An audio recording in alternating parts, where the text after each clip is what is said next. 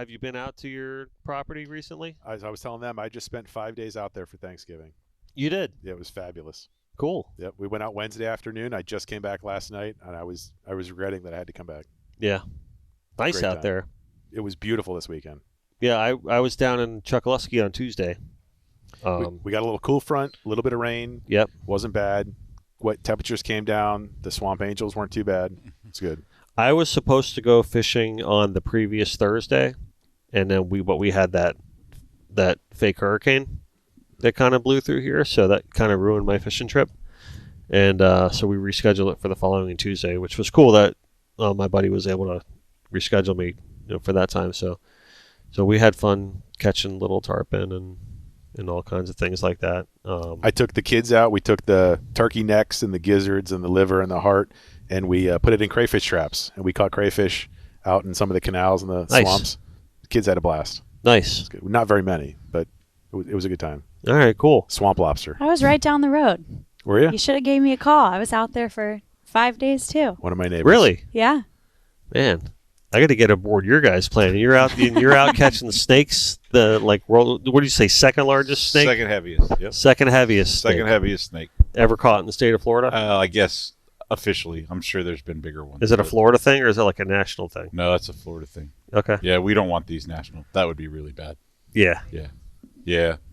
You got Carlene. You got to see the size of the snake that they're the ones that were all over social media with this. No, the one that big hasn't been caught. It was 17.2. Yeah, that's big enough. Way Mike big. has earned the name Python Mike. Yeah. Your Python Mike? Yeah. I prefer the Snake Charmer, but Python Mike's his name now. Python Mike. Yeah. No, we're walking through the halls of Congress talking to these legislators, and all they wanted to talk to him about is that snake. Yeah. Really, I bet. Yeah. It's crazy. It gets you through the front door, right? Yeah. It's a good conversation starter. Well, they leave that on their desk. Somebody picks it up, gives them something to talk about. That guy was just here, All right. Yeah. Cool. Yeah. All right. Well, listen, we are gonna check that out. Isn't that crazy? It's cute. It's cute. It's adorable. Yeah. That one weighed 198 pounds. Really? Yeah. It's a big snake. Oh, yeah. It was a big snake. Had eggs? Yeah, it had egg follicles in it. Had they matured, they probably would have been another 100 more of those things. Yeah, I've only seen one python Really? out there. Yeah. On 75? No, the Chokoloskee, on a different trip, but actually Nick and I saw it. And we saw that together with Elmer. Out in the water? That was the only one I've ever seen. Yeah. Out on the water? Yeah. Did you kill it? We tried to hook it, but It got away? it got away. Oh, no. Yeah. That's horrible. So we were casting at it. Yeah. Yeah, but we weren't able to get it. Dang it. Caught that at night, yeah. Like 7:30 in the evening. We first touched it at like 7:30. By the time we were all done and cleaned up, it was 10:30 at night.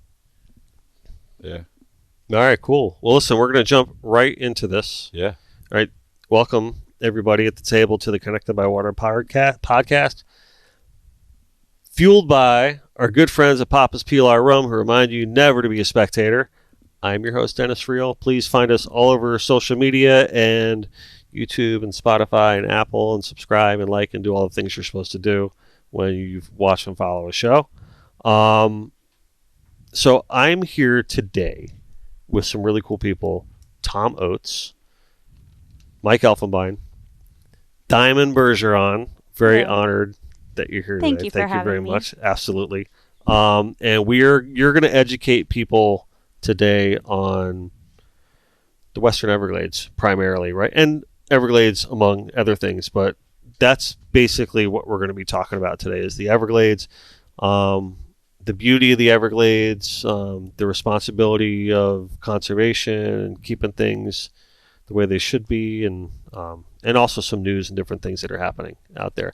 And I think it's really interesting. Like we were talking before, I think it's going to be really cool because, a lot of people, when they say, oh yeah, we got to save the Everglades, or we've got to conserve and preserve the Everglades, so we have to keep the water flowing and send it south, and all these things that you hear, and everyone says yes, yes, yes, and they agree with, but do they really understand all the details, all the things that are involved with that, all the people that are involved with that, and what is really going on. Mike had a really good anecdote he gave me, and it's conservation versus preservation, right? People call themselves conservationists, but really what they want to do is preserve and keep people out. They want to lock the gate and throw away the key. Okay. And also we I think you and I discussed in the past that one of our goals on the show, and I don't know if we'll ever reach it, is I'd like to bring back the positiveness of the term environmentalist. Sure. I think it's been a bastardized term over the years, and it's really been stolen and taken and used and abused, and it now doesn't mean what it originally was supposed to mean. And I'd like to try to bring it back to be a positive thing again, if we can. So we're going to talk about a whole bunch of things, like that today. So I am here to become educated because you guys obviously know a lot about what you're talking about. You guys get involved. Like you said, you were just up in D.C. Correct. Speaking to people, fighting the good fight. You guys get involved with different people like Army Corps of Engineers, all the different tribes in the state of Florida, the different governments, and you guys represent. You're the stakeholders. You guys are landowners in the Everglades. We brought a separate perspective as stakeholders, property owners out in Big Cypress and in the Western Everglades. It's a perspective that they don't get to hear very often because most of the time it's the big money foundations that have all the influence. They get meetings all the time. Mike has the connections and the relationships with the legislators and put us in front of 8 legislators that we met with a couple weeks ago. Yeah, it was pretty incredible. We had a great opportunity. We sat with Senator Rick Scott's office and several different congressional representatives from South Florida, and have an opportunity to share with them the perspectives, like you mentioned, from the Western Everglades. And it was refreshing not only to see that they were interested in what we had to say, but they were already pretty well versed and educated in some of these issues. So it was nice not to have to start at 101 and be able to jump into it and help them navigate some of these concerns so that we can end up with finished products that are beneficial to everybody, not just one entity or the other. Right. Yeah. Okay. That's great. That's great. And also, before we're done here today, too, Diamond, I really want to get into the Bergeron Foundation, and I want you to explain to people what that's all about. Absolutely. And just how that is. It's just a great, great organization. I'd really like to get into that too. So I think we should really start out for our audience just talking about, explain the difference between the Everglades on this side, because we're obviously a Broward County-based business, versus the Everglades, like the Western Everglades. So who wants to jump? Whoever wants to jump. I'll jump in on that. So technically, there's different areas of the Everglades. The Everglades are broken up into the Southern Everglades, which is everything south of the Tamiami Trail. A Street, east and west, cuts it. Everything south is Everglades National Park, or the Southern Everglades. When you hear people say the Everglades, that's usually what they're talking about. Then you have Flamingo, Chokoloskee, Everglades City, all that stuff, right? Correct. Okay. Then you have the Central Everglades, which are Everglades, Francis Taylor, the water conservation areas. Water Conservation Area 3, 2, and 1. Area 1 is Loxahatchee National Wildlife Refuge. Area 2 is everything west of Broward County, essentially. And then Area 3 is everything west of Dade County, from 41 all the way north of 75 to the bottom of the EAA, the Everglades Agricultural Areas, and the stormwater treatment areas. Then you have Holy Land and Rotenberg on the northwest corner. Then you have the Western Everglades, which is Big Cypress National Preserve and parts of the C-139 Basin, which is all that stuff south of Devil's Garden. And Like just Babcock south Ranch and all that, or no? Or is it like where's that area? So you're looking at Seminole, from the Seminole Reservation north to include like OK Slough, Dinner Island, Garcia Farms, that whole area in there. So southwest of Clewiston. Okay. And then you've got Lake Okeechobee, which is for all intents and purposes the liquid heart of the Everglades. And then to the north of that, you have the Northern Everglades. So a lot of people don't recognize that the Everglades start in Orlando. They start at Shingle Creek. Right. And they make their way down the Kissimmee Chain of Lakes into Lake Okeechobee. And then intended was for it to continue going south and southwest. We brought some maps here for everybody, but if you look at the vegetation map, this one right here, this is the best one. Okay.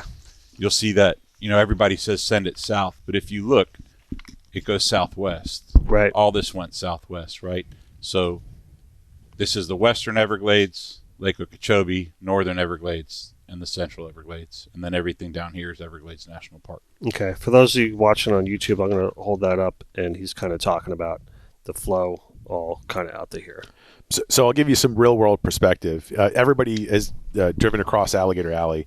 You'll notice like the River of Grass, Francis Taylor, that's Water Conservation Area 3 and 2. When you start to get to Snake Road, where the two reservations are, that's where you have a change in elevation. It's a really slight change in elevation, but that's where Big Cypress begins. The reservations were put there and the canals were dug to create the drainage for them. And you see this when you're going across, you'll transition from, marsh and sawgrass to the cypress, the pines, the oak, the hammocks. Okay. A ridge and slough type environment. Okay, great. And you guys all have property on the west side, right? Correct. And then, so where is that located? So I'm out of the footprint of the Western Everglades Restoration Project, but Okay. on the western side of Big Cypress National Preserve. Okay, So gotcha. the Turner River unit of Big Cypress. Big Cypress is separated into 5 different units. You've got the stair steps in the south, which is what adjoins Big Cypress to Everglades National Park. You have Loop unit, which is kind of stuck between Loop Road and Tamiami Trail. You've got Corn Dance, Turner River, and the addition lands to the north. And then you have a little small piece to the west called Deep Lake, which is a little sliver up against State Road 29. Okay. All right. We between us, we cover south to mid to north. The Bergeron's property is sort of at the north end where this northwest feeder issue is. Okay. I'm down in the addition unit, but further south from that, and the camp that he goes to is even further south near Turner River Road. Okay, so one of the things you just brought up, WERP, right? The WERP, which is the Western Everglades Restoration Project. okay, and so that is one of the topics that we wanted to kind of talk about today, right? I mean, we'll have to talk about it now. We can get into that later, but It's been our challenge to try and educate Right. people on Western Everglades and the unique features. I mean, so it's Everglades Restoration, SERP, Central Everglades Restoration, is a huge project made of multiple things. Comprehensive. Okay. Western Everglades is a very small piece of that has, so it's a more specific project. correct. Okay. It's been put off several times, and it's only recently gotten a lot more attention. But it's educational is the issue. People don't understand the Western Everglades. They refer to the River of Grass when they think of Everglades restoration. Right. Okay. So thank you guys for taking me through all that and explaining like the different parts and the different areas. Why Everglades? I mean, you grew up in the Everglades, right? I Born and did. raised, right? Yes. So I don't have to ask why Everglades for you because that's like, born and raised home. But I mean, you guys moved there, right? You guys moved and got property there. Yes. So what drew you to the Everglades? So as we were talking before we started this, my life growing up in Miami, I was in the fishing world. That's what mattered to me was fishing. I grew up fishing. That was my world. I came from the Crandon charter boat dock, and there was a point in my life where someone offered me the opportunity to hunt in the Everglades, and I thought, wow, that was pretty cool. And so that was kind of the beginning of my understanding of growing up in Miami and being afforded, Biscayne Bay and the Atlantic Ocean out the back door to go fishing, and recognizing that as far away as the Everglades were from the ocean, they were as much a part of how the ocean was healthy as the ocean itself. And so It's connected by water. connected by water. Yeah. So understanding that helped me realize that if I wanted to continue to enjoy the things that were important to me, that the Everglades and their well-being were equally important. So that's why the Everglades. And I think it's interesting too because whenever people bring up the Everglades, I mean, obviously, of late, especially clean water and water quality has been a big topic. In the past, everyone's always talked about the animals of the Everglades and the living things out there, the alligators, the herons, the birds, primarily. But I think it's interesting that a lot of what we're talking about today is the people of the Everglades, right? So the people of the Everglades are pretty much made up, you guys, the different tribes that still call that home. A lot of indigenous people still call that place home. Right, and I think it's kind of like Seminole, Miccosukee. They're kind of known in the United States as one of the few tribes that have really been able to like stabilize and like maintain like the their land, Miccosukee, right? especially. If we go across Highway 41, you'll see their different encampments all along their all the concessions that they run. They're all over Water Conservation Area 3. The Miccosukee, they are true believers in the environment and want to restore the Everglades and their Mother Earth. Yeah, and so take me through a little bit, if you guys can, the difference between Miccosukee and Seminole tribe. Is that a fair question to ask? Yeah, I don't. Knowing members of And both again, tribes, that's for the benefit of the audience. yeah, I don't want to speak for either of them. Okay. But I will tell you that there's two differences that I've come to learn about the two tribes, and that is their constitutions. The Miccosukee tribe's constitution puts the environment and conservation as a priority, and that's something that I can relate to, and that's something I can stand beside, and I do, and I take a lot of pride in my relationships with that tribe and its people, and I value their values. So I don't have that same relationship with the Seminole tribe, but I know that their constitution doesn't put the environment and conservation as a priority. So that's what I know. But I do know that the folks at the Miccosukee tribe are wonderful people, and I believe that many of their values are very much in line with ours. Okay. Yeah. All right. And then both tribes they own land and you know they have areas that they want to protect and preserve.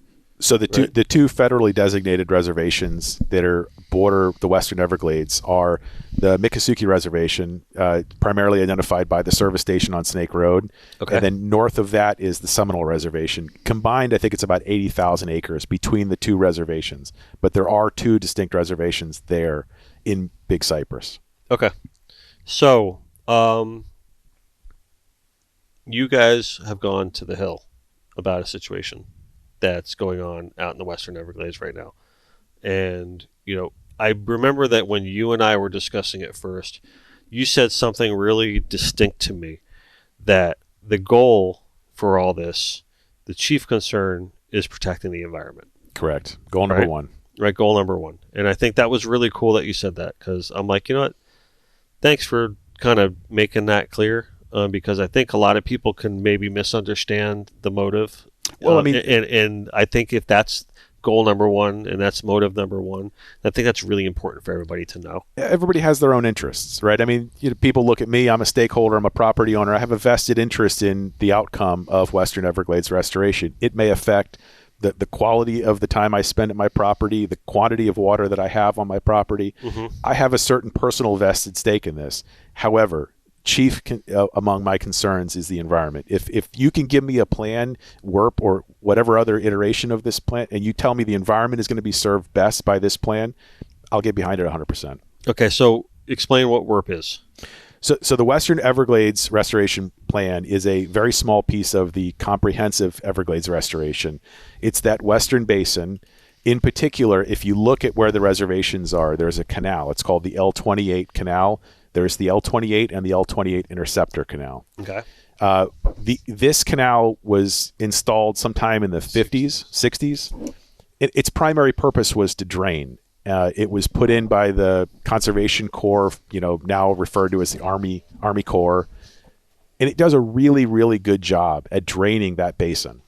And the purpose for the drainage is to keep the reservations dry, Right. because this is a very rain-driven ecosystem, and if you don't have a way to move the water, the change in elevation over miles is very, very slight. You'd have accumulations of water that would make it hard to build housing subdivisions and have concessions out there. So the L28 does a really good job at draining. The problem is it ushers all of the water from agricultural uses to the north of all of us, north of the reservations, down into Water Conservation Area 3, onto a portion of the Miccosukee Reservation.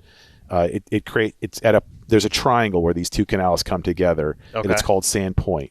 And there's a huge, if you look at some of these colored maps, there's a huge plume of exotics and invasives that are created just by the fact that there are nutrients in the water that are basically funneled from the north onto the reservation.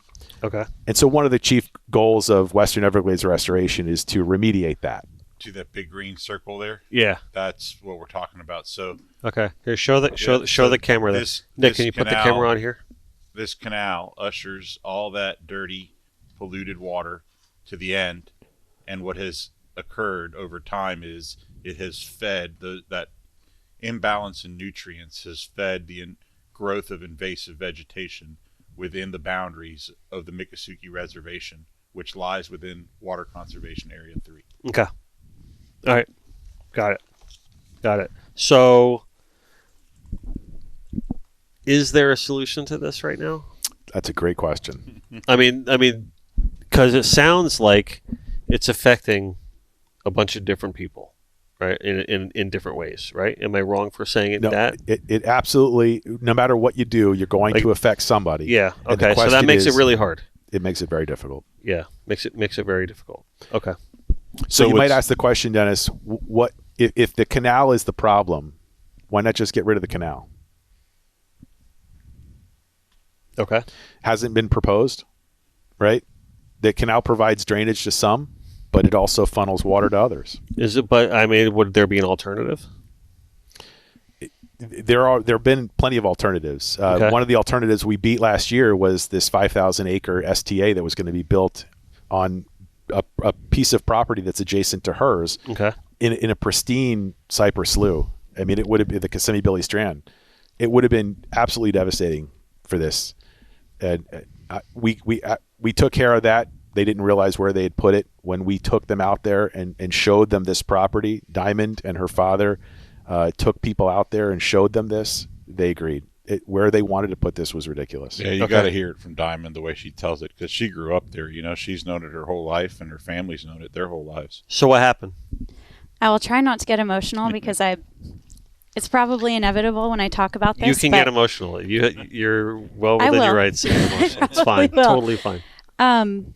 We had taken quite a few people out to show them what was living and thriving in the center of this footprint that they had to build this STA. Mm-hmm. And when I tell you that this is the most pristine area, the amount of panthers that we have there that come back year after year to raise their young, we have so many trail cameras that we have in the area so we can keep track of that.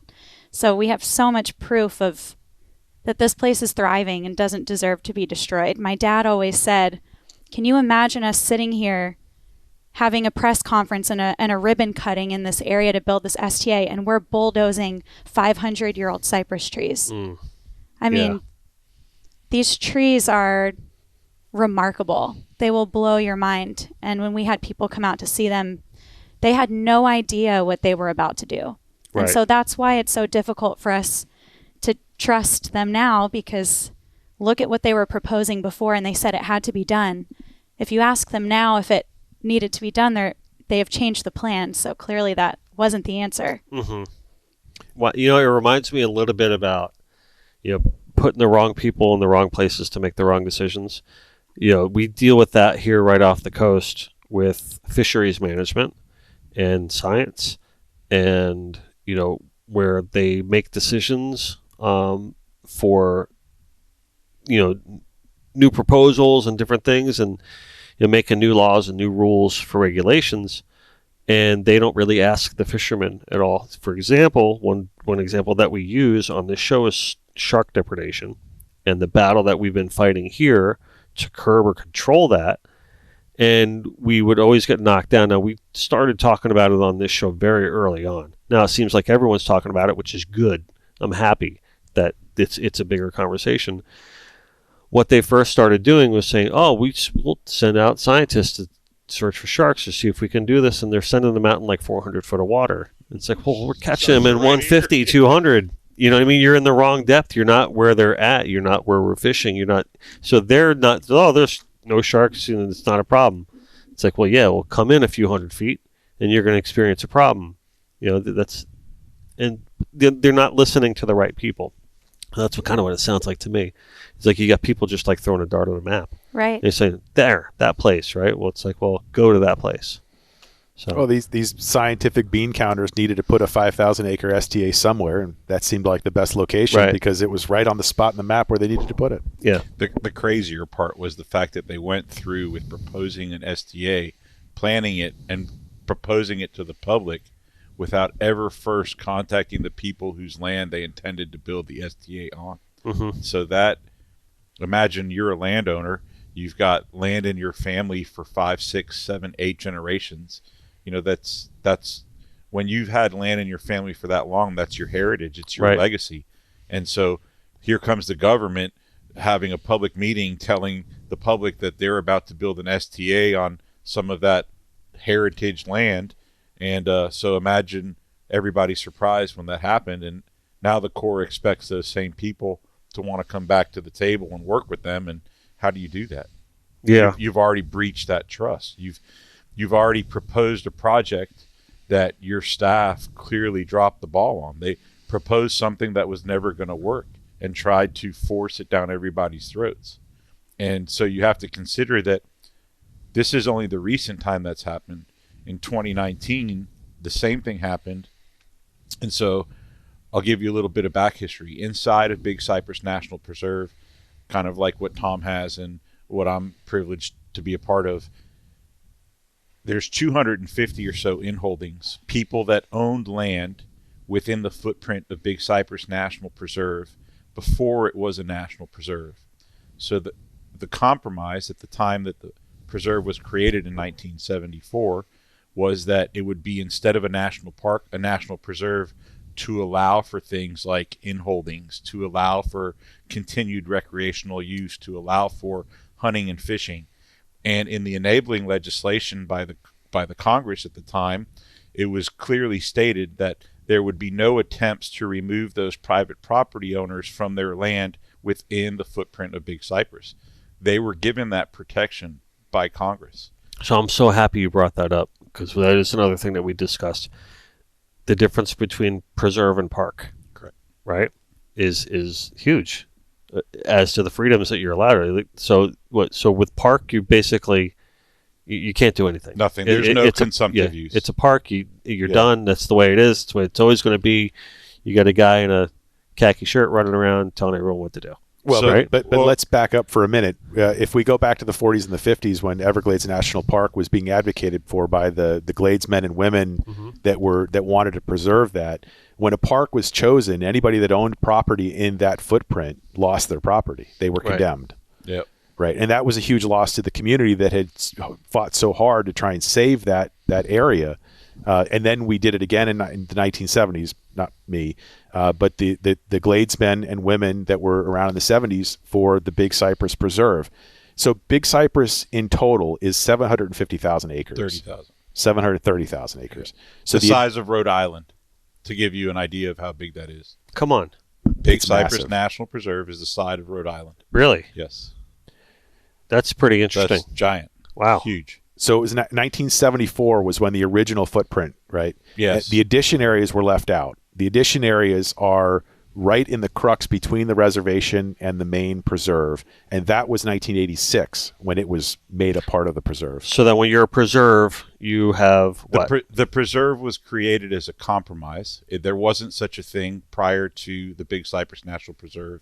And I think Big Cypress National Preserve is only one of 2 preserves in the National Park Service system. So, but the difference between the preserve Is that I'm it telling you- allows consumptive and recreational use. It allows for hunting, fishing, frogging, off-road vehicle use, and all of the different activities that occurred on that land, and was the same groups of people that advocated for the protection of that land. So the state government didn't want to buy the preserve at the time. They wanted no hand in it. So the only government entity that was willing to put the money in was the National Park Service.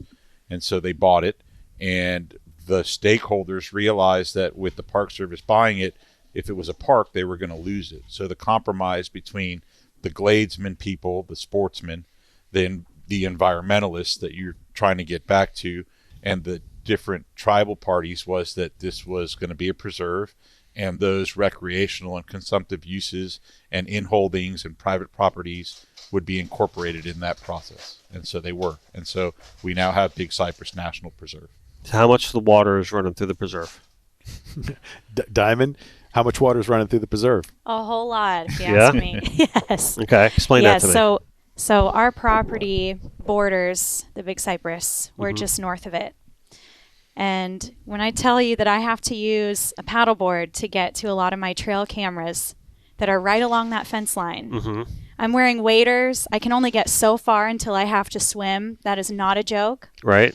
I've been using a paddleboard for the last, I'd say, 2 to 3 months, getting out to some of these cameras. Cool. I mean, it's a lot of water. Yeah. It is. I mean, I'm sorry. I just like cool, like the picture I have in my head of you out on the paddleboard. It's beautiful. Waders. It is. It's a spiritual experience, but it's a lot of water. Yeah, it's a lot of water. It is a lot of water. Let me pause this for a second because I want to bring up the Bergeron Foundation. Okay, Yes. and it might seem weird to bring it up like in the middle of all this, but I think it's appropriate.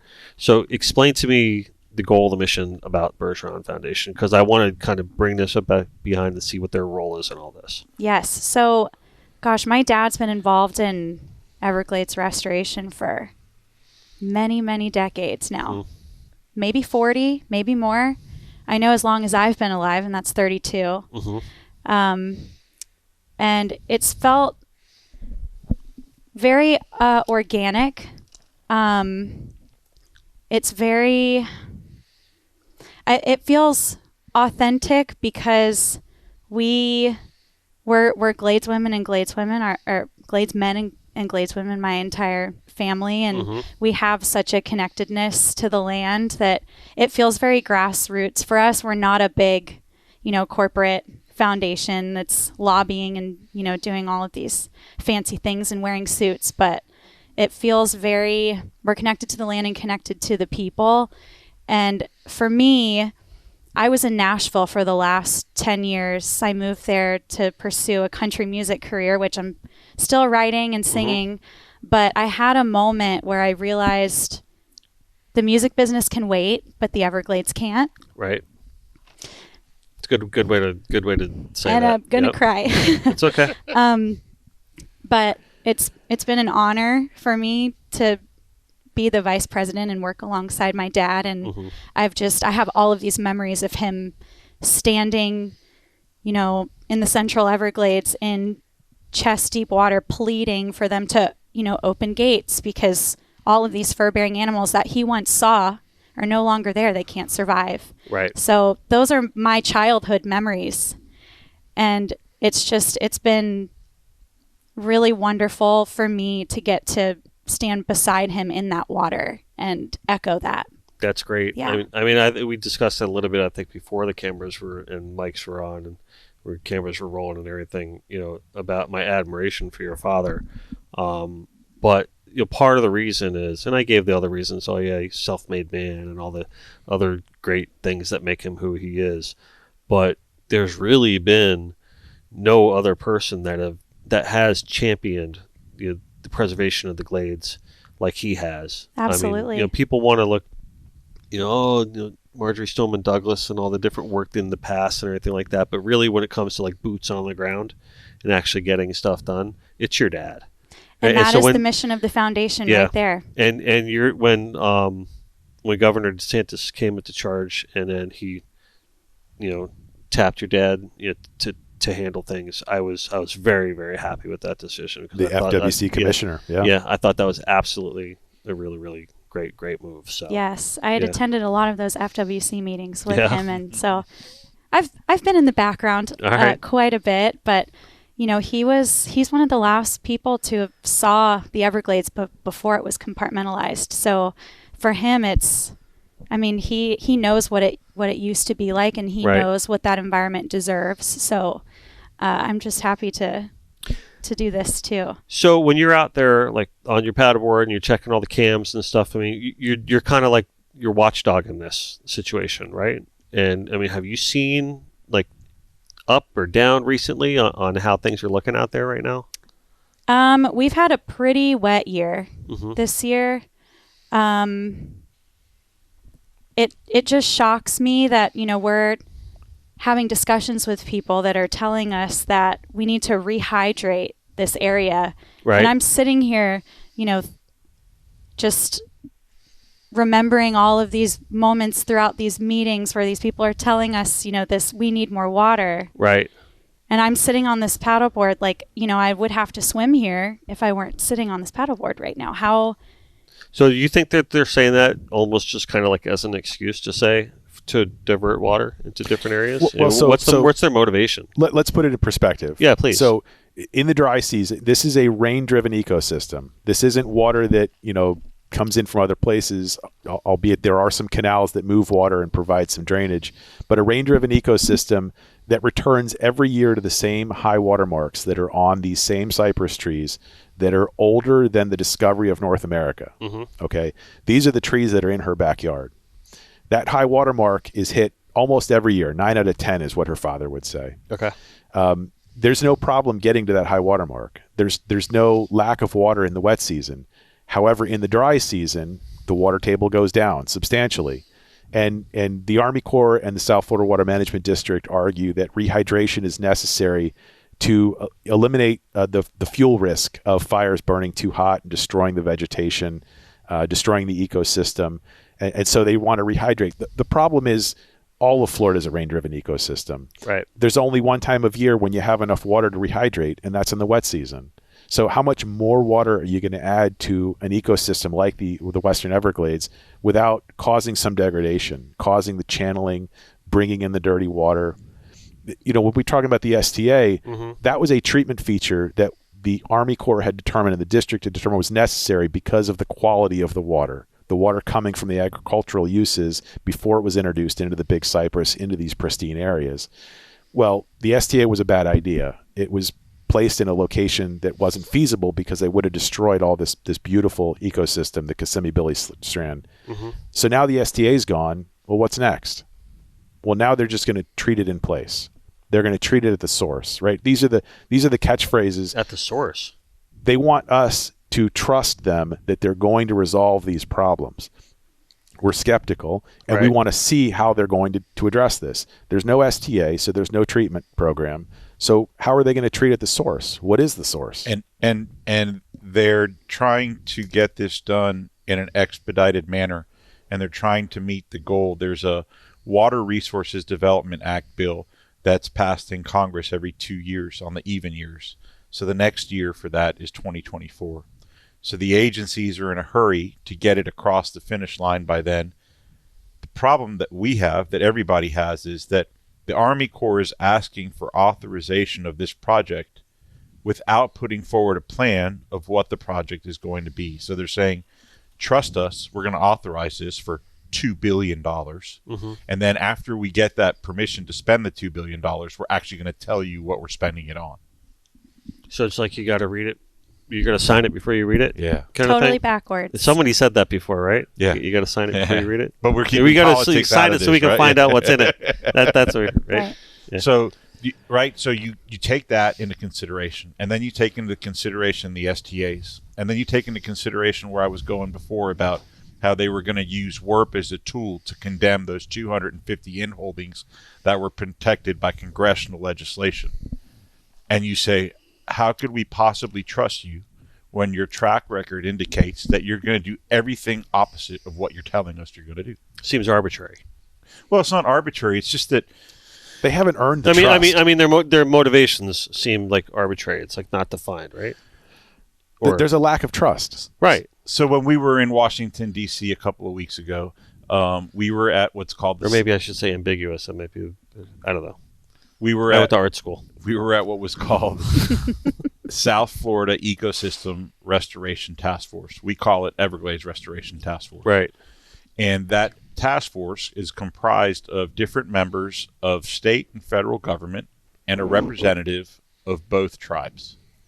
And one of the representatives from the Seminole tribe, her name is Patty Power, and she sits on this panel, and she made a comment at the task force that they've been working on Western Everglades restoration for 30 years.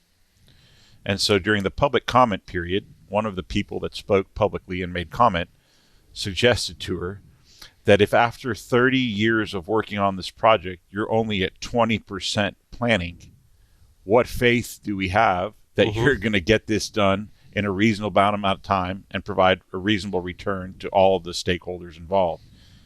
And at the end, when she was afforded the opportunity to make comments, her comments were something to the effect of, "I've had enough of this for today. I'm done." So, I think the unique thing about this circumstance with what's going on with the Everglades is it's a really hot button topic. With the growth of the state, we're really starting to squeeze in on it, and we're at that breaking point on a lot of it. But it's really, really imperative that we do this the right way. And I think a lot of people are starting to recognize that more and more and more, right? Especially as you see things like, the St. Lucie River and and the vegetation and the grass beds dying and the different things that were, and who's to blame with, the Roundup and all the different things that go on and all the different chemicals that they're using. And it's seeping out into the reefs and all the different things that are happening for poor quality issue. It's now affecting people out here. And I think when it affects people out here, then they say, why is this happening? Right. And then they start trying to get educated, I guess, in some weird way. So that's kind of what our goal here is today, is to bring a little bit more light on those things. So the one question I really have for you guys is, what do you want to see happen? We're back to that question. Yeah. No, I mean, really, what do you want to see happen? I mean, do you have a what do you want to see happen? Is it fair to me to ask that? There are so many problems to solve in the Western Everglades. Mm-hmm. I mean, I could tell you Is it too late? Some would argue it's too late for the entirety of the system. Really, I mean, we have a central Everglades that's lost 90% of its wildlife, lost 70% of its tree islands, as a result of Everglades restoration, not as a result of the CNSF system, which is the South Florida Water Management District, but it was as a result of restoration. 98% of all of the fur-bearing animals in Everglades National Park no longer exist. They're gone as a result of Everglades restoration. And do you know where they are? They're on our property. Yeah. And what's going to happen to them if this plan goes through? So that's another really cool thing to bring up. A lot of people might look at you guys as like landowners, stakeholders, and all that, and see, you want to build, you want to grow it, and everything. But don't think that that's really the motivation, right? You guys want to preserve. I don't know who said it, but privately held property is better maintained than any federal government is going to be able to step in and do. I mean, look, the preserve doesn't have the budget or the manpower to properly maintain what they have, and it's not their fault, right? Mm-hmm. It's a funding and manpower issue. It's just too massive, 730,000 acres, and they're on they try to be on a 5-year burn cycle with different areas of Big Cypress. It's just an impossible feat. You've got exotics and invasive plants and animals that are taking over areas of the preserve. That adding more water, and especially adding something like a wilderness designation, is not going to help with the maintenance and the management of the area. I mean, these are just bad ideas. So, I mean, to answer your question, there are a lot of things you could pick apart in WERP and say there's a lot of good there. That's worth doing. But the problem is, if you're going to remove one problem and create another one, is there really any benefit?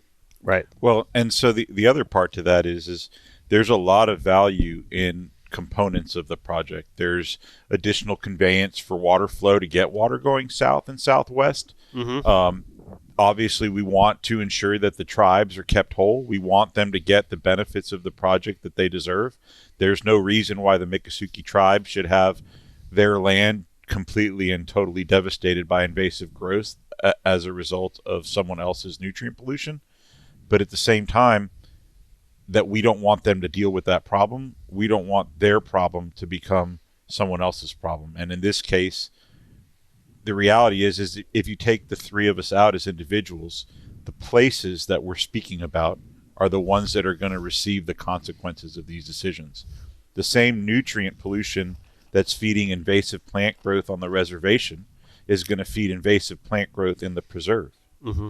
And the same water volumes that the tribes don't want on their property at certain times of the year are going to have to go somewhere. And that somewhere is going to be the public land. And the problem with that is we call it public land, but it's your land, it's her land, it's my land, it's all of our land. That's the notion of public land. Mm-hmm. So it's great that the tribes are made whole, and it's great that we correct the problems of the past, but we also have to be careful not to create new problems at the same time. So to answer your question about what we need to have, it really comes down to what can we do with the land that's available to provide the results that we're looking for, right? Like here we are. What do we do with it now? Yeah. This is the hand that we're dealt at the moment. How do we play it? Yeah. So let me ask you this really interesting thought, right? Like, is it fair to bring up or ask the question about like corporate interest and I mean like Big Sugar, for example? I mean, is it even worth bringing up them in this conversation? So there's not really big agriculture in the footprint of Western Everglades. So it's not really affecting it. No, As far as from a flow standpoint? No. So you're outside of the Everglades agricultural area, which is the area you're referring to. That's a little bit further to the east. Right. This STA right here on the map. Nick, can you put this camera on? This yellow STA, which is an STA that everybody's in favor of, is adjacent to the Everglades agricultural area. Okay. But there is no currently, and in the plan, there is no intended mixing of those waters. Those waters would remain separate. Okay. Where you would see a connection or connectivity of those waters would be, so this is Water Conservation Area 3A on this map, right? This is Conservation Area 3A. Okay. And eventually the intent is for all this water in Warp to come down here to the south. So the mixing of water would happen here. Okay. If that makes sense. So that would be like a proposed spot? Well, so that's essentially by the way of the topography of the land. Right. The waters come together there. There's not a wall in between Water Conservation Area 3 and Big Cypress National Preserve. Currently, there's 2 levees, but the intent is to degrade those levees and to put in water control structures along those levees to allow for the water to be commingled. Okay. Some of the problems with that. So this is all like when everyone says send it south, like, okay, we're sending it south. Now we have to deal with this. So right? Send it south. This is how we're getting to this point? This is send it south. Okay. This Western Everglades is a rain-driven system. It's part of the Everglades. Okay. But it's uplands and wetlands. Her dad would tell you it's 50% uplands and 50% wetlands. Okay. As opposed to the ridge and slough that you have over here to the east, which is the river of grass. Okay. Right? Yep. So this system eventually would mix with this system. There's nothing that would separate that. So these waters at some point, currently still today, these waters and these waters mix. But these levees... So the waters to the west and the waters to the east mix. They do mix. At this point that you're talking about. Yeah, and they eventually will come down here and mix at the bottom. I just want for the benefit of the people listening and not watching, they could understand the east and the west. The east and the west, yeah. the waters mix, yes. Okay. So you may have heard in the last several months conversation about the Cape Sable seaside sparrow. Okay. The Cape Sable seaside sparrow is a federally listed endangered species. It's a little bird. It's about this big. I have yet to meet maybe 1 or 2 people who've ever seen one. Okay. Okay. And this bird is said to live down here. And so for the last 30 years, the structures... It has been seen, though, right? It has not been seen recently. In fact, the United States Fish and Wildlife Service, who manages our endangered species, has listed the species as extirpated, meaning it no longer exists in that what they consider to be subpopulation A. Okay. That subpopulation of birds is now officially no longer there. But we still manage these water control structures along the Tamiami Trail as though they were. So these structures remain closed for periods of the year when there's high water, which is what has led to the drowning of upland species and the habitat that they call home in the Central Everglades. Right? Let me ask you this real quick, right? Because I know we're getting very specific on a lot of these different things, right? And for the purposes of the audience, right, I want to give a little bit of a 30,000 foot view on a lot of this, right? Sure. Because I know a lot of times, people are listening and they're going to be like, okay, they might get a little out our It's a space. lot. little lost and everything because we're getting really, really specific, and I think I'll back up. I think it's freaking awesome. No, I think it's really great, right? Because this is connected by water, it, like lays it out, it, like explains everything that's going on, and I love we got charts and graphs and maps and all this stuff like that, and it's awesome. but I really just want to bring the perspective of, again, the environment and preserving it is the number one goal here, right? And I think, like, I'd like to think that most people involved in this circumstance have that same notion in mind, right? But maybe not everybody does. But I'd like to think that this is, I mean, Governor DeSantis has made it clear this is like top priority for the state. Yeah, the state's never invested as heavily as it has under Governor DeSantis in Everglades restoration. And I know that from day one, right after like he got elected, and this is what he said, this is what we're doing first. And I thought that was outstanding. I think it was great because for years, especially us down here in South Florida, we've been barking up that tree for so long, like, what are we doing? What are we doing? Like, it's just going away. It's like getting ruined. And finally, we're like, all right, we need to just tackle this once and for all. So I'm hoping that there's been some improvement that has happened from his actions in putting, the funds going on. And like, let me bring that 30,000 foot view of the work that our governor has done in the state, in the Everglades. I mean, I want to. What's the cause and effect of those actions? For Central Everglades, there have been a lot of projects, and some of them are still to come online in the very near future, and there is a lot of good to be reported there. There's been a lot to be done in the Central Everglades. I mean, if you look at the raising parts of the Tamiami Trail to get that right. water south. I mean, that was huge. Right? That was a really big accomplishment when that happened. That was great. Right. Well, but it's great because that's what the news tells you, right? The headline says bridges built, more water going south. Okay. But the reality is that we're not effectively maximizing the flows of the structures and infrastructure that we've already constructed. So as an example, those bridges are great, right? They're going to send more water south, but they're not right now because the canal, in order to maximize that efficiency, the L29 canal, which is the canal that runs along the north side of the Tamiami Trail, has to be at 9.5 feet. And right now it's at 8.3 feet. And the reason it's at 8.3 feet is because the Department of Transportation doesn't want the roadbed of the Tamiami Trail inundated with water for too long a period of time. So right now there's a backup of water in right? You see how complicated this gets. So that damn DOT. Well, it's not, but it's just it's bureaucracy. It's government regulation and the different layers of bureaucracy, and they're very hard to navigate. They're extremely complex, and as much as you want to stay at that everyone wants their funding, right? Yeah.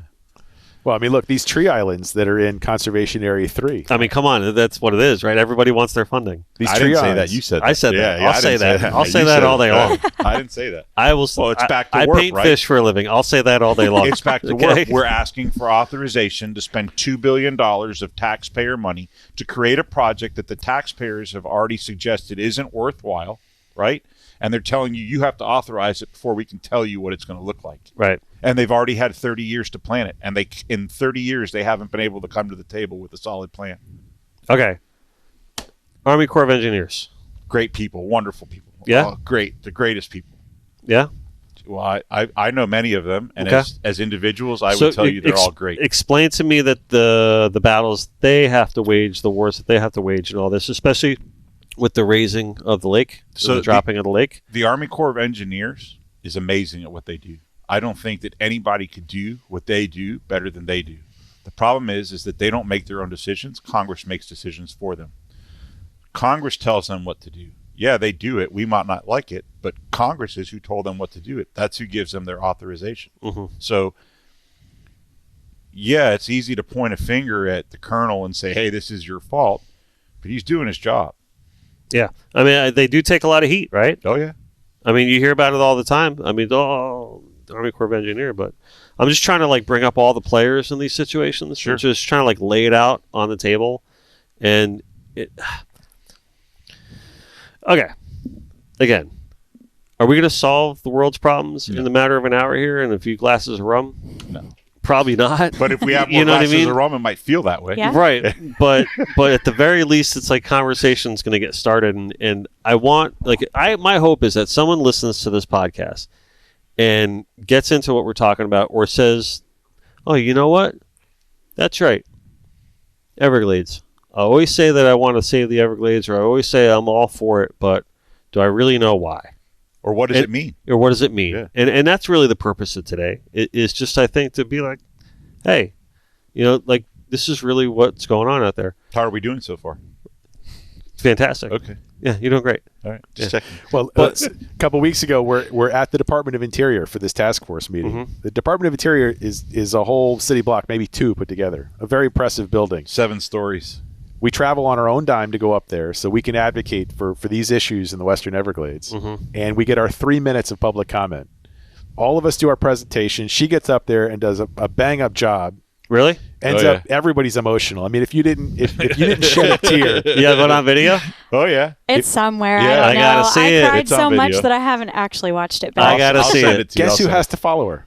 You. This guy. This guy right here. How am I supposed to follow that? You did amazing. No, Diamond's pretty good. She could jerk on your heartstrings pretty good. Yeah. Yeah, oh yeah. That's all I've got. I don't have a science degree. I'm not an attorney, but I got the heart. I mean, you were born there. Yeah, Yeah. I mean, you definitely. That's sometimes heart's all you need, right? absolutely. And I don't know. I think we're currently putting a conservation easement on our property, and we had Conservation Florida out Okay. to come for a site visit.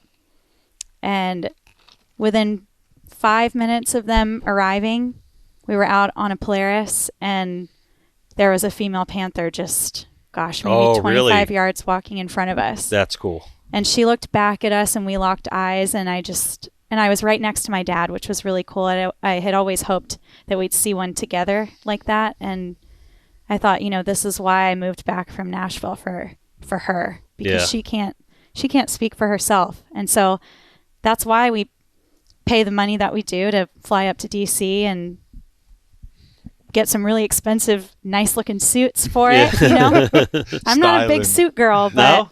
I was 2 weeks ago. And But she it's for her. maintained the Python theme through the whole thing. It I was amazing. did. Dude, I remember when I had to go up to Washington D.C. for the U.S. Mint Symposium when I first became a mint artist, and they're like, "Oh, you have to dress business casual."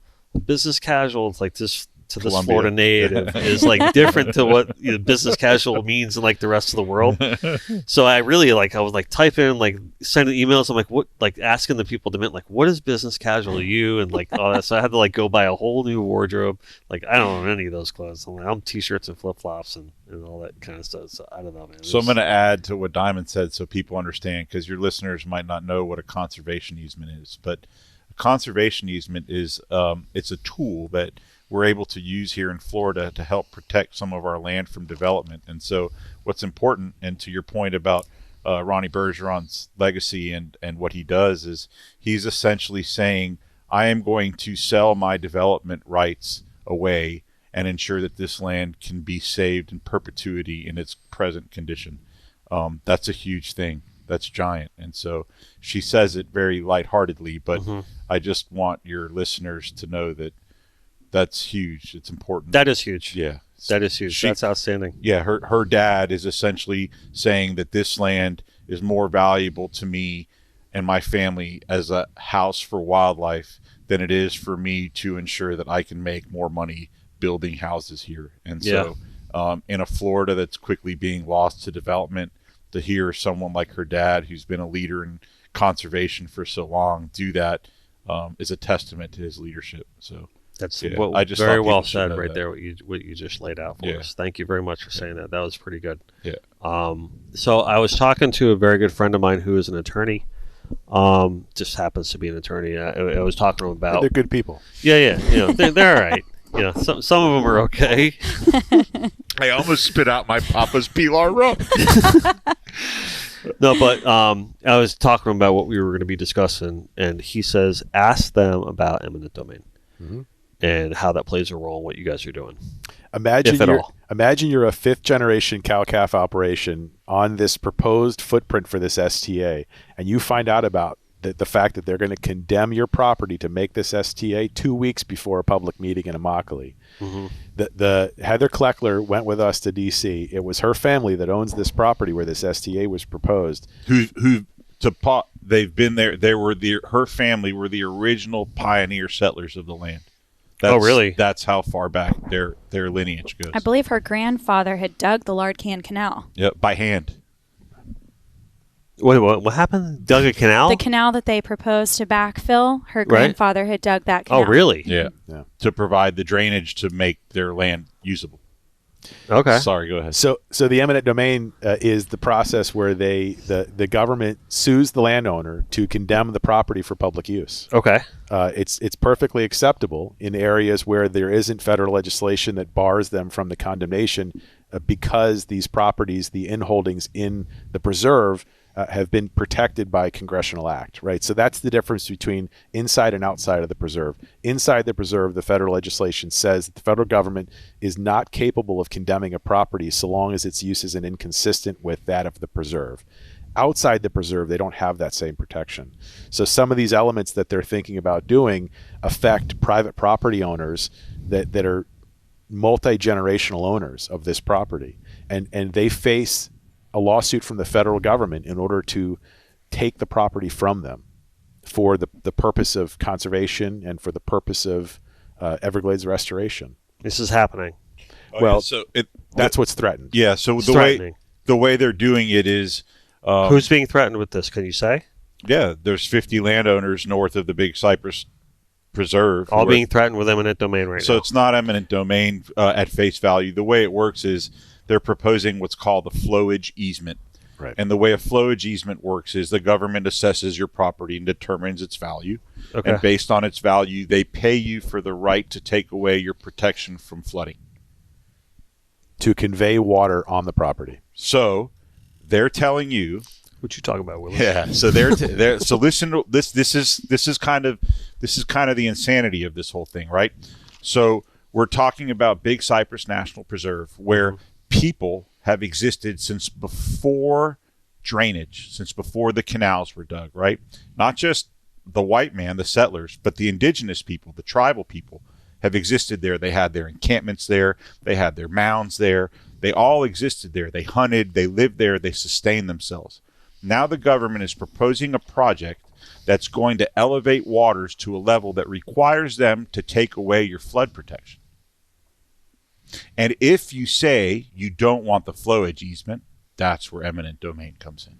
So they give you an opportunity. They dangle a carrot. They say, this is our deal. We'll offer you X amount of dollars. You can keep your land, but there's a good chance we're going to flood it. Oh, and by the way, if you don't take this, we're going to come after it anyway. That's a big problem for those private. Now, Dennis, you might say... man right there.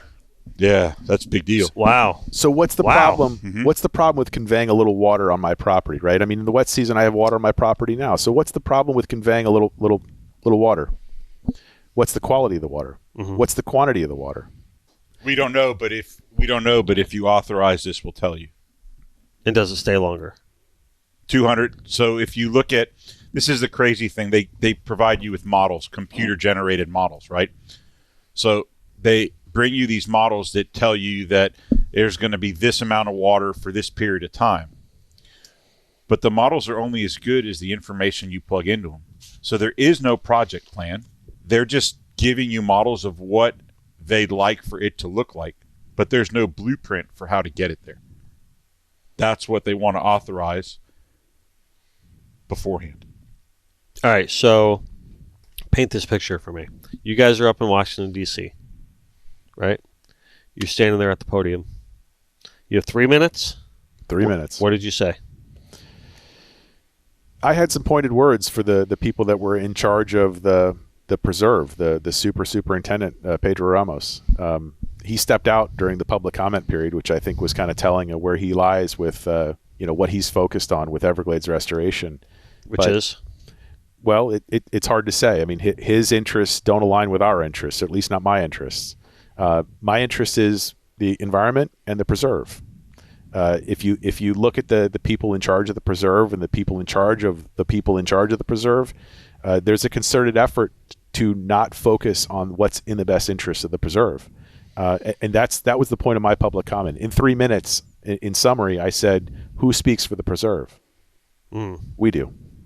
No one else advocates for the preserve. It doesn't have a lobbying interest. It doesn't have people walking the halls of Congress.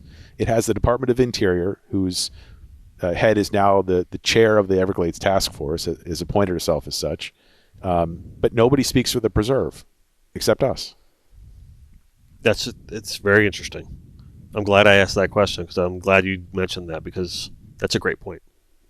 It's a great illustration right there of I think the meaning behind today, right? I mean, I think you just hit the nail on the head. Nobody speaks for the preserve. Someone's got to speak up for the preserve, right? That's it. Someone's got to represent, and that's you guys, I'd like to think so. right? Absolutely. Isn't that like the view of today? Yeah, Overall, totally. We're the modern age conservationists that are advocating for the preserve. I mean, there were generations of people in the 40s and the 50s, again in the 70s, in the late 80s, and here we are today. Mm-hmm. We're advocating for what the best interest of the preserve is. Take our personal interests and put them aside. We've all sit here admitted, you give me a plan that puts the environment number one, I'm behind it 100%. Mm-hmm. But if it doesn't have the preserve at its core and its best interests, I'm not interested. So it's the precedent that we're concerned with, and the Central Everglades issue is huge, right? Water Conservation Area 3A, and I'm going to say this again so everybody hears me in the back of the room, 70% of all of the upland tree islands have drowned, and 90% of all the wildlife that called them home have drowned. And the organization that was in control of the structures that allowed that water to gather the way it did is the Army Corps of Engineers. And not until 2 weeks ago did the Army Corps of Engineers, with significant pressure from folks like us, did they finally agree to a deviation to open those structures. It took 30 years to get them to do that. so these are the people that you said were great people. They are good people. You have to separate. But I know that's I Yeah. have a setup question about that. Yeah. So I just wanted to just clarify, right? So these people that you said they're great people, they're being told by Congress. Is it Congress instructing them to do this? Correct. Right? It's not them making this decision. You pressured the Army Corps of Engineers, which put pressure on Congress. No, so how did you get them to change? That's what I want to know. So it was I would say multifaceted. We did social media videos. We did letter writing campaigns to the government agencies. And we encouraged the government agencies, being FWC, the South Florida Water Management. Court of Public Opinion? Court of Public. Well, so not so much. I'm going to steer away from that because people don't understand this whole conversation. So we did the social media stuff to help people understand there was a problem. So by the way, the people don't understand the whole conversation. Like, this is why we're having the conversation. Yeah, no, totally. And that was why we did those videos. But to go first to public opinion wasn't the right way. So we did a letter writing campaign. We approached and spoke with our government agencies here, FWC, U.S. Fish and Wildlife Service, South Florida Water Management District, encouraged them that something needed to be done. Those agencies wrote letters to the Army Corps of Engineers asking them to make these changes. We then went to our legislators and did the same thing and said, these are the issues that we're having. We need you to address them. And those legislators wrote letters to the Army Corps of Engineers. And then we went to Washington, D.C. and sat in front of all of those legislators again, expressed to them these concerns, and asked them to please work on it on their end. And they did. And the Army Corps of Engineers, actually 3 days ahead of their scheduled deviation, which was November 20th, they did it on November 17th. They deviated and opened those structures. It sounds like I'm splitting hairs with 3 days, but 3 days. No, man. I mean, all I can think of is you're working hard. 3 days for the Army Corps Engineers, that's a lifetime. But what about this, right? So we mentioned earlier, like, oh, yeah, everyone wants their funding, right? But that's not where you guys are coming from. No. We're doing this on a shoestring. Right. That's what I mean. Yeah. So, I mean, and I think that's the coolest part about it. Really. I mean, but all right. As much as I would love to ask you to recreate your Washington D.C. moment, but I don't think that's going to be possible. It's like one of the. Sounds like it's not a repeatable moment. No, it's good. Right, but I'd love to really see that video. You should let her do it. She's a force of nature. She really is. So, do you want to share with us? I was saying, is there anything you can share with what you talked about up there? Yes. So, I would probably have talked for about 10 minutes if they would have let me. So I really had to cut it short. But there was something that stood out to me in the beginning of this task force meeting. One of the task force members, Miss Holly Smith, she's from Sanibel, she had said nature is showing us the way. Yeah. And so when I got up to speak, I had repeated that, and I told her, yes, I agree, but are you all listening? Because we are. We live there. So I don't have to be a scientist to tell you that, a wading bird only has so tall of a leg. We don't need more water. They can't stand in it. We have 500-year-old cypress trees that have a watermark on it that's been there for centuries that tell us how high the water needs to be. I don't need to be a scientist to tell you that. I can look through all of my trail camera footage, and I'm looking at the same female panthers year after year coming back to this beautiful, pristine area, and they're thriving, and they're having their young there over and over again. And how blessed am I to get to watch that? It's so special. We don't need more water. We don't. And I don't have to have a science degree, a biology degree to tell you that. Nature is telling us what it needs, but you have to listen. Are you all listening? And that was kind of the gist of what I was saying. Love it. Yeah. Love it. She's awesome. I'm That's so good. glad she's here doing this. That's good. Thanks, Yeah. Mike. I don't know what I'd do without you. Seriously. So you don't know this about me, but I represent an organization, called the Cypress chapter of the Isaac Walton League. And Isaac Walton League is 100 years old. It's a conservation organization. It's based out of Maryland. But our local chapter, the Cypress chapter, was created with the explicit purpose of creating Big Cypress National Preserve. The people that came before me were the people that worked to create the preserve. And those people worked really, really hard. And when they were done, after all those years, a decade or more, probably another decade after it was formed, everybody kind of thought that the government was going to stick to what they said they were going to do. And so people just kind of went about their business, spending their time in their, little piece of the puzzle and enjoying their time recreating. And as the years went on, natural attrition, those people got old, they phased out. And the government just kind of did what it wanted to do. There's other different organizations that stepped up into the forefront, and they had different priorities and lobbyists, and they advocated for the things that were important to them. And in the meantime, the preserve kind of went to crap. I mean, there's tens of thousands of acres of invasive vegetation that the federal government is completely unable to keep up with. There's prescribed fire programs that haven't been met in the 50 years that the preserve has existed. There's places in Big Cypress National Preserve that haven't seen fire in 30 years. And you say, well, why is that important? Well, because what you might not know is that Florida and the Big Cypress National Preserve are fire dependent.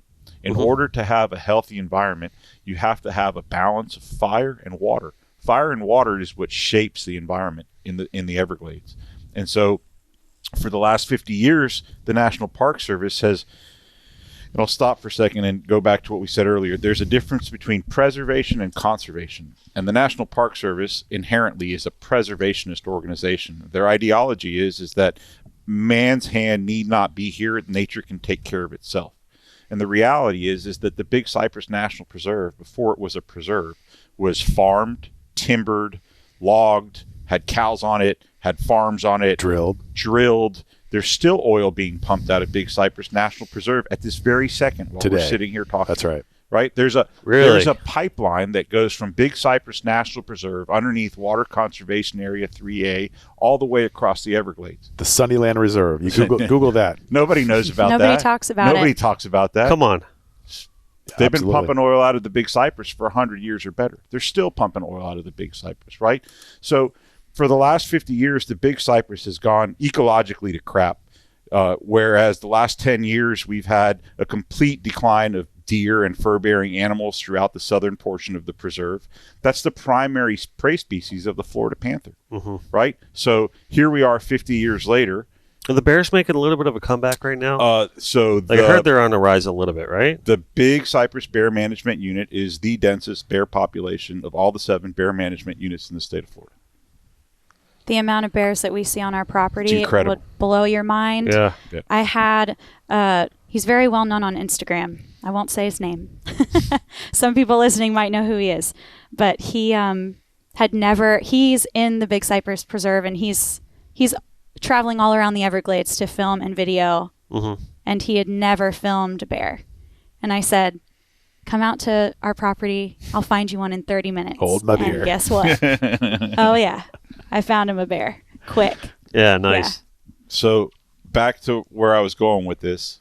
What's cool is that we've had a gap in that generational succession of people fighting for Big Cypress. Right. And to me, Diamond represents our future. Diamond is everything that we need to change the thought process, right? That old white guy save the Everglades thing, our society has kind of left that in the past, and we're going in a different direction. And to me, she embodies that new direction, right? Diamond is our future. She is the new Glades woman. Not that she's new at it, but her persona, right? She's not been in this conversation, but she's found that there's a need for her to be here. Well, she has a passion. Yeah, she has a heart for this, and you don't need a degree, and you don't have to have a job working for an agency to know what's the right thing to do. Right. If you live on the landscape and you're in tune with nature, it's kind of like what you were talking about with the shark fishing, right? You and I know if you're going to catch sharks, we're going to catch them inshore, right? Right. These guys are out there in 400 or 500 feet because they don't go fishing and they don't know squat about catching a shark. They just figured they're going to go out there and throw out a line and, okay, we didn't catch one. They're not here, right? So the one thing that we bring to this, and Diamond specifically, is that heart. It's a passion. I try to tell people Big Cypress National Preserve saved me. I grew up in Miami. I was a city kid. I didn't really understand the outdoors. When you're born in this concrete jungle, there's seldom opportunity for you to be exposed to the natural environment. And so I look at it as Big Cypress gave me an opportunity to understand the real world, not our artificial created self-indulgent world, but the real world, the way things really work. And so you have to be able to have that intimate understanding of the system to make good decisions for it. And one of the things I made in my 3 minutes of comment is all those people in the panel, when they spoke, they all said the same thing. I've been working in the Everglades for 30 years, and this is my life's job, and this is what I've been working towards my whole life. And my public comment was, I'm working in the Everglades, and I've never seen a single one of you out there. So are you working in the Everglades or working on the Everglades? Because there's a distinction there. Right. And so if you don't understand the places that you're working to save, you're never going to love them, and you're never going to do them justice. So that's Diamond brings that to the table. We're all Florida natives here, right? Yes. Yeah. So I make it a point all the time to stress to my children the importance of being a Florida native. All right. And I'm the youngest of 6. I was the only one born in Florida. The rest of them are from New Jersey. My wife is from New Jersey, right? But she is wholeheartedly a Floridian. So she'll tell you. Yeah, because who wants to shovel snow, right? Right, exactly. But I think understanding the importance of being a Floridian that means you have a comprehension as to what it means to preserve the state and to be a responsible steward of the state. And I think that's very important for kids that grow up here to understand that. That you just don't live in some place. Right? It's a very special place. It's a very fragile place. It's a very important place to uphold. So, all right. I want to end with this. I want to end with you. But we just started.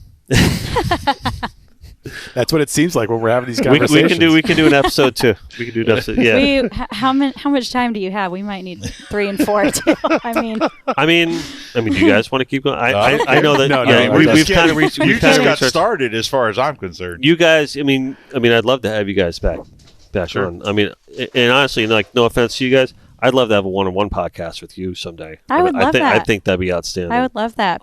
You've got to be ready to cry, though. Oh yeah. Okay. We'll both be crying together, like over, save Florida. But I wanted, like, in light of what I was just saying about, we're all Floridians, we all grew up here. There's a responsibility to this, and if you're doing it the right way. If you have no perspective on this and you were born and raised in Florida, I just feel sorry for you. But I want to hear in your words, right? If we can kind of like tie this all together, what's your hope for the state of Florida? Wow, that's loaded.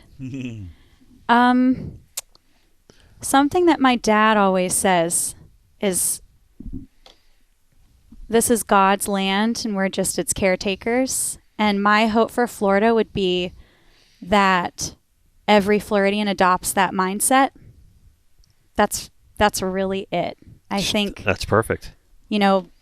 Being born here, we don't choose that, but what a gift. So, take that, run with it, educate yourself. Reach out to me, reach out to the foundation. There's a lot to learn, but you're needed. Every Floridian is so needed in this, and it's worth involving yourself in. It's great. That's great. I mean, if you don't get emotional, I'm going to tear up just after hearing that. You're right, and I've always really, really stressed this, and my parents would always like tell me this growing up. They're like, "You don't know how lucky you are. You don't know how lucky you are growing up here." You know what I mean? Grew up in New Jersey. Well, you don't know how lucky you are. You get to grow up here. And I never really understood that because this is just how I was born. I was born here. But then, you start to see changes, and you're just like, wow. Yeah, and lucky. You go to other places. You're like, oh, I can't wait to get back to Florida. Yeah. And then you don't. So my mom used to always say this growing up: you don't appreciate Florida truly until you leave it. Absolutely. Yeah, it's true. No, I moved back from Nashville because of that. That's it. You don't appreciate Florida truly until you leave it. There are beautiful places all over the world. Go spend a week in Washington D.C. You'll appreciate this a whole lot. We were running to the airport. Trust me. We took I'll show you when we're done. We took a funny picture, myself and Diamond, and I don't know if you know Marshall Jones, but he's like a 5th generation Gladesman. He runs Max Fish Camp off of Chrome Avenue. We when the meeting was done in DC, we walked up to the front, we took our shoes off, and we made a joke because we all walk around in the swamp barefoot. So the joke is that we left our swamp barefoot to go walk in that swamp barefoot. The task force members really got a kick out of it, I'll tell you that. All right, listen, if people are listening to this and you want to help, you want to get involved, or at least you just want to get educated, where can they go? Take a trip out to Big Cypress. Okay. Go and see it. You have to see it to appreciate it. You do. And many people haven't seen it. And it's yours. It's public land. You own it. If you're listening to this and you're an American, Big Cypress National Preserve is yours. And we're fighting for your land, and it could use your help too. Nice. And support the Bergeron Foundation? Bergeron Everglades Foundation. Right. How can they do so? Follow us on social media at Bergeron Everglades Foundation. Reach out to us. We're trying to plan some cool events out in the Big Cypress. So if anyone's never been there before, they want to check it out. Yeah, come on out with us. There's not to cut you short. Sorry. There's this weekend, Saturday, Swamp Heritage Festival in Big Cypress National Preserve. Okay. Behind the Nathaniel Reed Visitor Center. It'll be a really great opportunity to see all the different cultures that have helped to make Big Cypress what it is. That's a huge opportunity. That's this Saturday, the 2nd. That's December 2nd. They should do it annually. They do. I think there's been some breaks from COVID, but yeah. And if this doesn't air until next week, it was a lot of fun. It was a blast.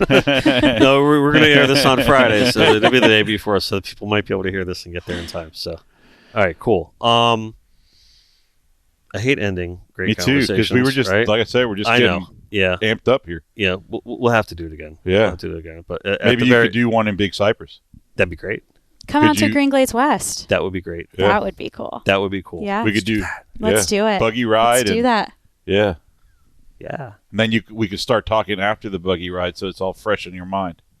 Oh, it's like After Hours podcast. Do you have one of those yet? We do now. That will be episode 1. Just bring your Papa's Pilar, please. Yeah, we will. Or 3. Yeah. Cases just randomly show up at the door, so they treat me right. This is good rum, by the way. It is, isn't so it? good. Wow. Our Absolutely. efforts to educate people on this, Dennis, is in earnest. I mean, we travel on our own dime. We advocate on our own, but the exposure that you get with Connected by Water, we appreciate you having us on. Yeah, it's my pleasure. And I got that like the second we met and we talked, and like, you like to think that, you can recognize when people are being authentic and genuine, and I really got that right after our first conversation. I appreciate that. And that's why I didn't hesitate to do this episode. So before we leave, I need to mention something that I failed to mention at the beginning of the show. Every episode, we have our Starbright Solutions do-gooder of the week, right? And it's my bad for not bringing this up at the very beginning of the show. Is when we usually do it. So a lot of people that have been following the show know that we select a do-gooder every week, actually, where Corey Redwine does. And Corey Redwine is my very good friend, Derek's wife. Yep. And she is a conservation director over at Starbright Solutions. And she really does a lot of outplanting and mangrove preservation up there in the Indian River Lagoon. And she has chosen Tyler and Carrie Sheely, and says their daughter Kingsley is 11, and her school science project is to grow mangroves different ways to see which performs the best. And then we'll plant back into the river. So for that, they as parents are do-gooders, and so is Kensley. And they will be posting that up by the time this airs. So that's really cool. They receive Awesome. a whole good bucket of fun of about $200 worth of Starbright eco-friendly, environmentally friendly cleaning great company, products. great products. Absolutely, 100%. We are proud to have them as a sponsor of the show. And Corey's a great lady. She does some amazing awesome stuff. Amazing stuff. I tell you, Derek and Corey Redwine, like, obviously they're like two of my closest friends, but they're just like two of the most amazing people I've ever met in my entire life. They're just the coolest, most unique. So I met them at Adrian's wedding, and that's where you met them. That's where I met them. Yeah. It was very, very cool people, lovely people. Yeah. I'm proud to call them friends. So all right, Tom, Mike, and of course Diamond. Thank you very having much, us. Carlene. Thank you very much. You. Over there are for the serving up best. drinks all Thank day. you. We appreciate Thank you. And all right, I guess we're gonna end this how we always do. Your ego is not your amigo. Always do your best. At the end of the day, just let God do the rest, and do not ever forget that no matter where we are, no matter what we're doing, we are all connected by water. Connected by water. And long live the Everglades. There you go. The Everglades. Thanks again, Dennis. Yep. Thank you, Dennis.